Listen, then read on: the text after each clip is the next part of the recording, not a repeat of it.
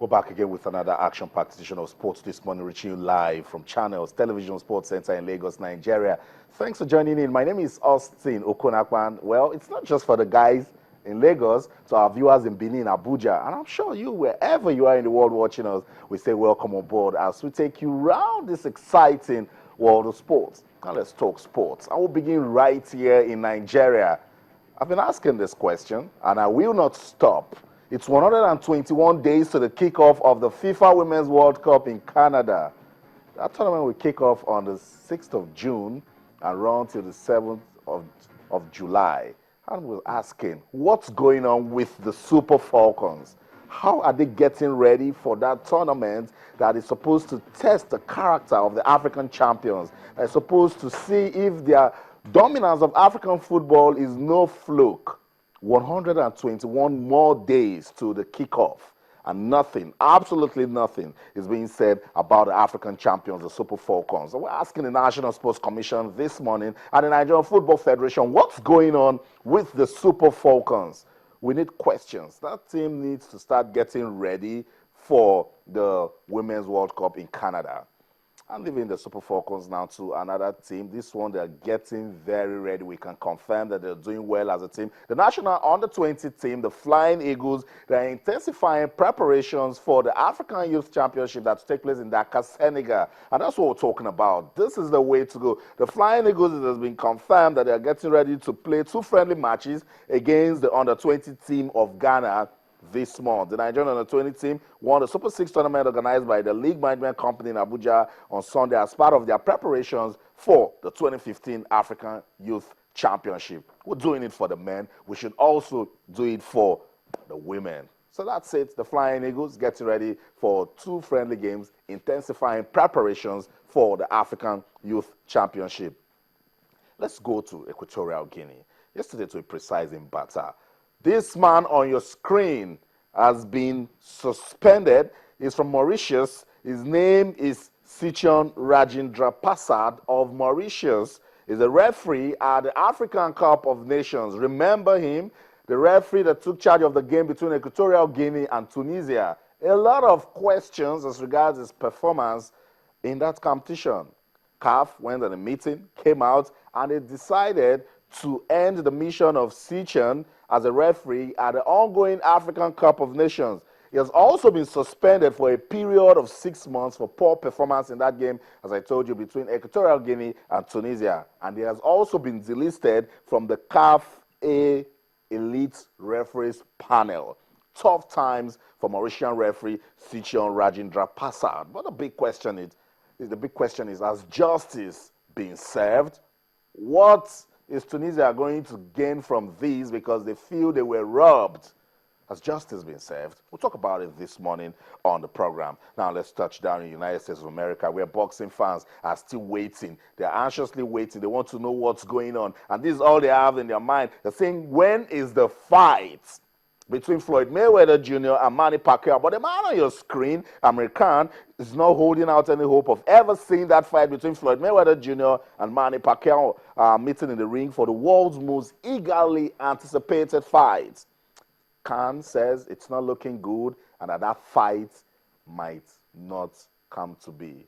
I was saying, no, boxing fans can't wait any longer. They're asking that big question, where does the fight? They just want to know when Manny Pacquiao and Floyd Mayweather will come out and say, guys, we're ready to give you that big fight. We're talking about over 200 million pounds in terms of revenue.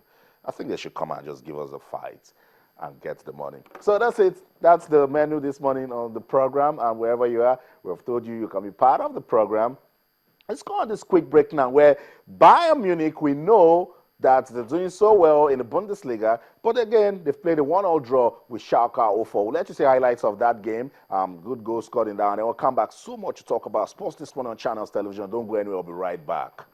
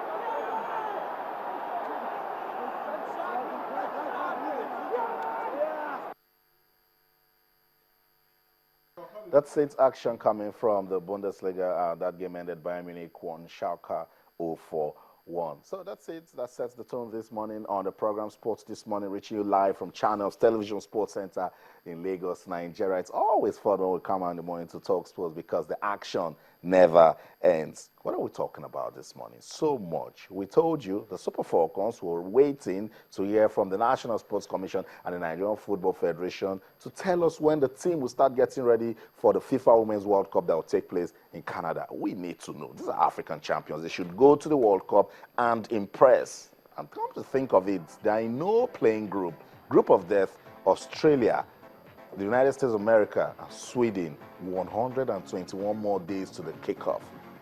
Over to you, the NSC and the Nigerian Football Federation. We want to know how that team is getting ready. I also told you that these are tough times for Mauritian referee Rajin Drapasad Sichan. He's been suspended for 6 months. Remember that funny game between Equatorial Guinea and Tunisia. He was in charge, and then CAF came out of a meeting and said, no, this guy has to go, and he's also been delisted from the CAF A Elite panel.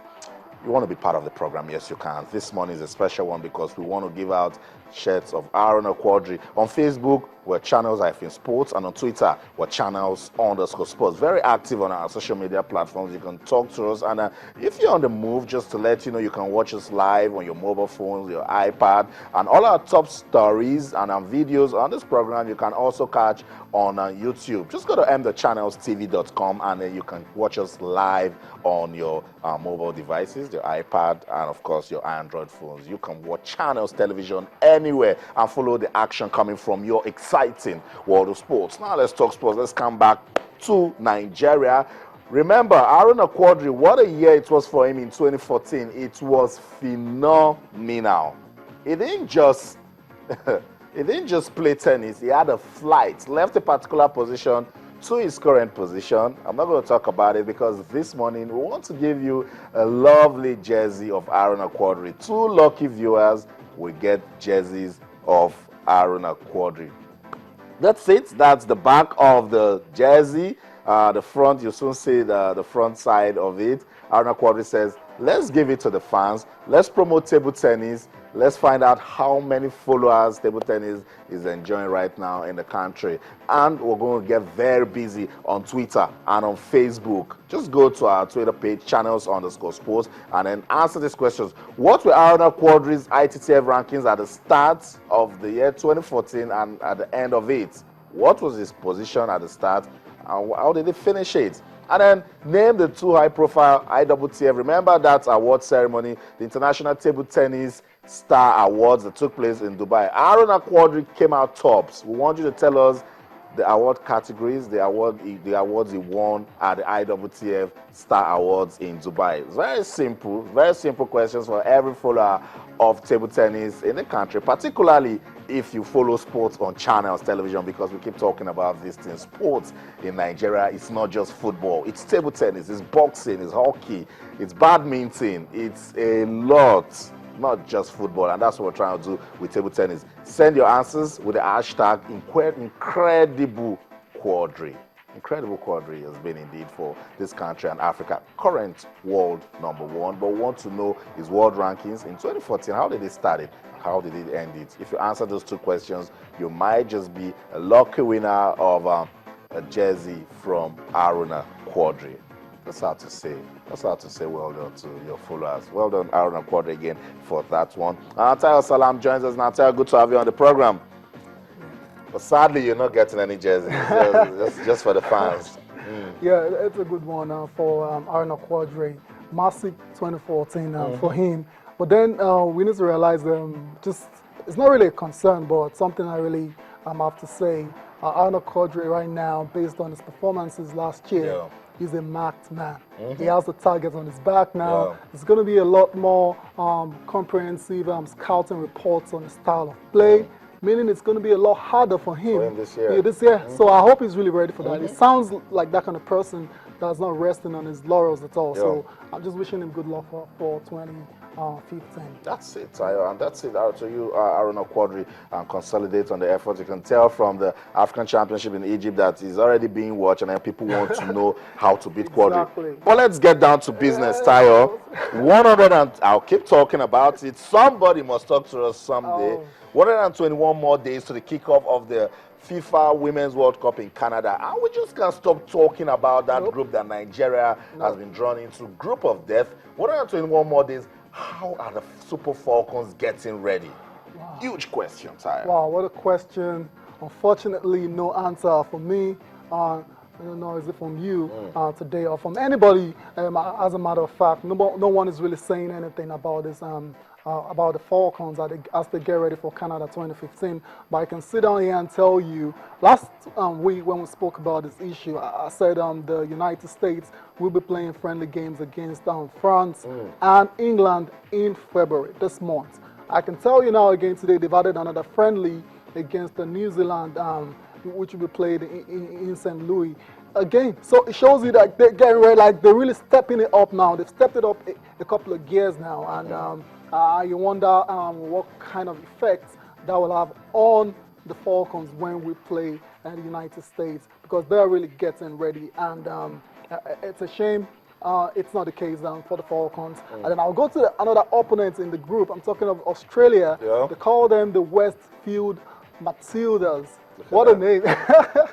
What a name. But they're getting ready as well. Busy. Yeah, they're getting ready as well. Busy since December. Incredible, incredible. And they've stepped up their own preparations they will be playing New Zealand as well in February. Look at that. And you wonder what's going on with Nigeria. Look at that. Same thing can be said for Sweden as well. So all these other teams are really, they're up for it already. They're up for it, and the Falcons are not doing nothing. They're not doing nothing. So it's going to be a very tough task for them in Canada. Make no mistake about that.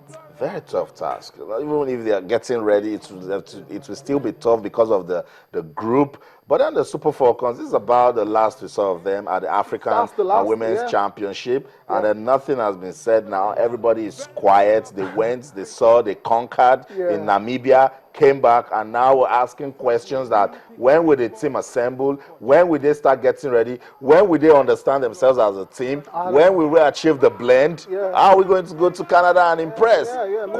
Questions, and the Nigerian Football Federation was still waiting 121 more days. Tie your clothes and open your eyes. June will be here. And then we'll start saying the ladies traveled and they didn't do anything. They can only shine in Africa. Certainly, Austin, I'm not expecting any miracles from them. I don't expect any magic for them, because we know football is not magic. If you're going to a competition not fully ready, then you're bound to exit in the group stage. And I hope that's not the case for the Falcons. And I hope they start preparing as soon as possible, waiting for the NFF to really come out and bring a concrete program for the girls, so they can start preparing for Canada 2015. Just before we move on from this particular issue, I talked about the United States playing another friendly against New Zealand in April. So when they're done with this month now, they're going to April, another level of opposition for them. But then the match was supposed to be played is going to be played in St. Louis, and the stadium was supposed to be just the lower section of the stadium, but it sold out in 2 hours. Look at that. So almost 25,000 tickets sold. So not only are they getting ready for a major tournament, they're generating revenue again as well. Let's leave it. Let's leave it at that. Let's leave it. 121 more days to the kickoff. We'll keep doing this countdown. We'll keep asking questions till the Super Falcons get into camp to start getting ready for that crucial tournament where they're supposed to impress, prove to the world they're not just African champions by mouth, but also by the quality of football they give on the field of play. We're not hearing anything from the National Sports Commission, nor the Nigerian Football Federation, but we know the guys are busy. Come on, guys, what's going on? We need to find out what's going on with the Super Falcons.